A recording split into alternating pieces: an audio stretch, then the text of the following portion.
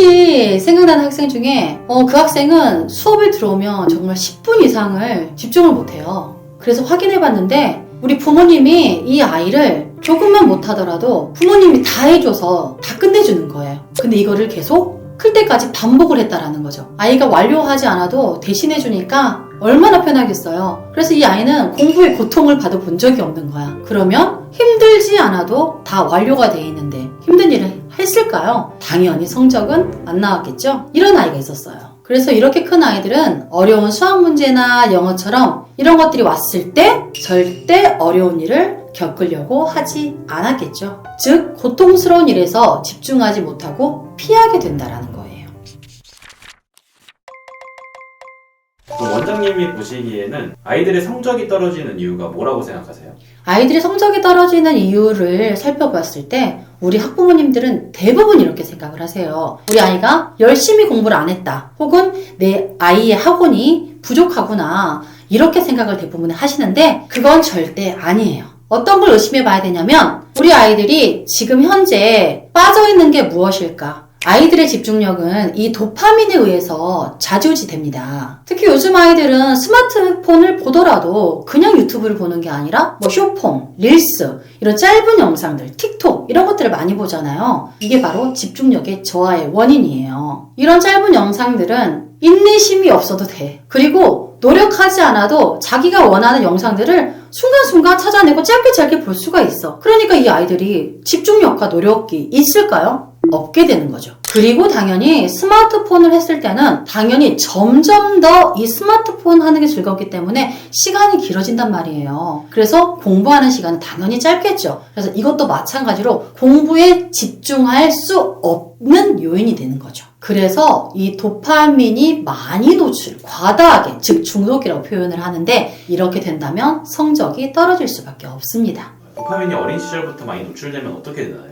도파민이 어렸을 때부터 많이 노출된 친구들은 이 전두엽이 망가집니다. 아시겠지만 이 전두엽이라는 것 자체가 아이들의 사고력, 그 다음에 통제력, 이 충동 조절 이런 거를 하는 역할을 하잖아요. 전두엽이 망가지면 통제력이 약화된다라는 거죠. 그런데 이 전두엽의 기능을 나빠지게 하는 게 바로 도파민이라는 거죠. 이 도파민이 사실은 나쁜 게 아니에요. 좋은 건데 이 도파민이 인위적으로 계속 상승이 됐을 때 중독이 되는 거고 도파민이 과도하게 높아질수록 작은 행복 이런 것들은 잘 와닿지가 않아요. 웬만한 외부 자극이 있지 않는 이상은 내가 행복하다 이런 거를 느낄 수 없게 되는 게 바로 도파민의 중독이에요. 그런데 우리 부모님들도 아시다시피 공부 잘하는 아이들의 특징을 살펴보면 통제력이 강하다라는 거잖아요. 그래서 외부에 어떤 자극이 있어도 공부를 해야겠다는 이 통제력이 있는데 도파민이 어렸을 때부터 이렇게 노출이 된 아이들은 이 통제력을 잃기 때문에 성적이 낮아질 수밖에 없는 확률이 높아진다라는 거죠.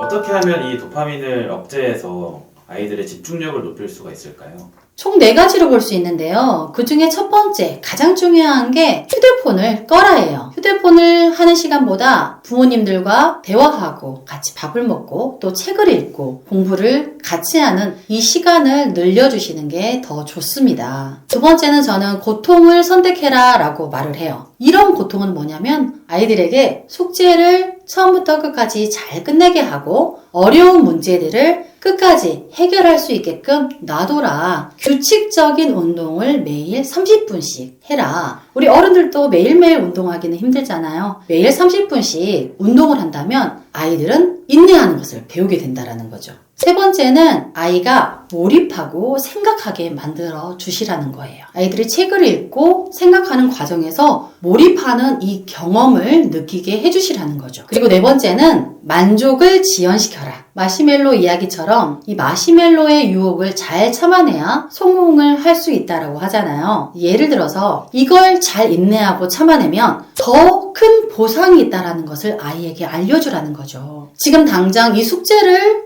해서 너에게 이 보상을 주겠다라기보다는 한 달 뒤에 네가 숙제를 잘 해내서 이 시험까지 잘 했을 때 나는 더 큰 보상을 주겠다 하면 우리 아이들은 지금 당장 이 작은 보상보다는 더 큰 보상을 위해서 인내하고 참고 노력하게 만들어 주시라는 거예요. 만약 이렇게 도파민 중독을 끊어내다 보면은 오히려 아이들이 무기력해질 수도 있을 것 같은데 어떻게 하면 좋을까요? 아이들이 이 과정에서 무기력해진다는 것은 좋은 현상이에요. 왜냐면 도파민이 조금씩 빠져나가고 있다는 증거거든요. 그 과정에서 우리 아이들이 계속적인 무기력을 느낀다고 하면 그 아이가 좋아하는 관심사, 흥미 이런 것들을 부모님들이 조금 파악해 주셔서 행복을 느낄 수 있게끔 아이가 좋아하는 사람과 만나게 한다거나 또 그 사람들과 함께 시간을 보내면서 맛있는 걸 먹는다거나 이렇게 해서 아이들에게 행복을 넣어주는 게 가장 좋은 방법이에요. 부모가 아이들의 도파민 중독을 피하기 위해서 유아기부터 이런 건 좀 주의하면 좋겠다 하는 게 있을까요?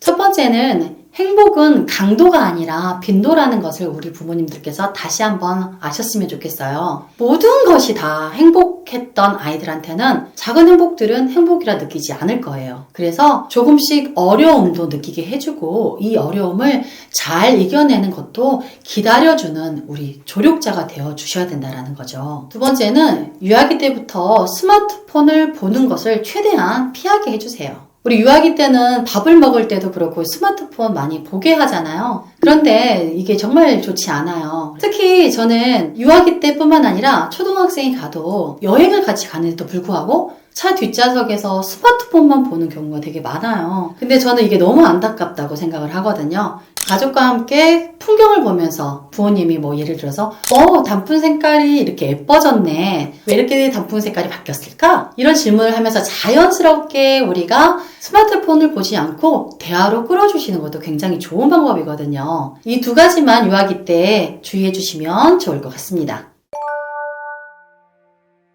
오늘은 도파민에 대해서 이야기를 했는데요. 아이들이 도파민에 많이 과다 노출이 될수록 집중력 떨어지고 통제력 약해져서 공부를 하기가 힘든 환경이 된다고 말씀드렸잖아요. 그래서 우리 부모님들이 아이들의 도파민 억제를 시켜주는 게 가장 중요해요. 그리고 유혹을 참을 수 있는 이 인내심. 지금 인내를 했을 때 작은 보상보다 더 큰 보상이 기다리고 있다라는 것을 반드시 알려주세요. 우리 부모님들이 모든 걸 다 이뤄준다 했을 때 우리 아이들은 고통을 느끼지 않고 이루어져 버린 거기 때문에 아이들에게는 좋지 않은 현상입니다. 그래서 우리 아이들이 어려운 수학 문제, 어려운 영어 문제를 스스로 풀어나가면서 참고 그런데 성취했어. 이걸 맛보게 해주면 아이들은 당연히 공부를 잘할 수밖에 없겠죠. 우리 아이들의 도파민을 잘 억제해서 또 이러한 방법들을 잘 적용하셔서 지금부터는 우리 아이들이 집중력 있고 실행력 있고 또 통제력 있게 공부를 잘 할 수 있는 학생으로 만들어 주시리라 저는 믿습니다. 이제까지 성공하는 교육 오미나였습니다. 감사합니다.